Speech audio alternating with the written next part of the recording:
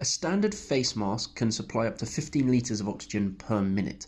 However, if you put an enclosed face mask on a patient's face, when they exhale, some of that breath that they exhale into the mask is going to get drawn back in and they're going to rebreathe it. So the face masks have these little holes that allow that exhaled gas to escape. The other problem you have is when a patient inhales, the peak flow of the gas they're inhaling can be 30 to 50 litres a minute, but you're only supplying 15 litres of oxygen through the pipe. So that extra gas to make up the 30 to 50 litres gets drawn in through the sides of the mask, and they end up mixing that room air with the oxygen. So you end up diluting the oxygen down and you don't know how much oxygen you're actually giving the patient. And if you're giving them less than 5 litres, then a lot of this gas is not going to get washed through by the incoming oxygen, and you're going to get lots of rebreathing. So standard face masks are simple and easy to use, but you're not sure how much oxygen you're actually giving the patient, and they can rebreathe it.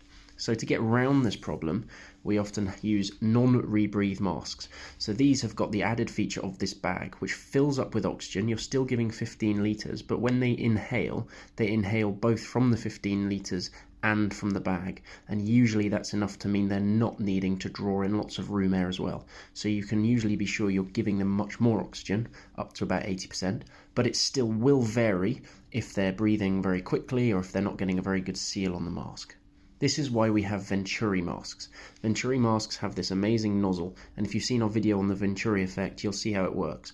What happens is you give a set amount of oxygen through this nozzle, and it uses the Venturi effect to suck or entrain a whole load of room air with it.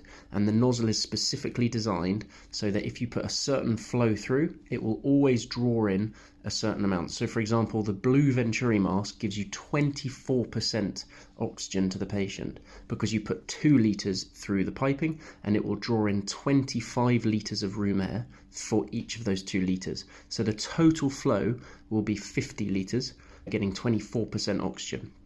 Because that 50 litres total flow is higher than their peak inspiratory flow, you know they don't need to draw in extra room air around the edges of the mask, and they're definitely getting a fixed 24% oxygen. And that's why we use the different masks for different scenarios.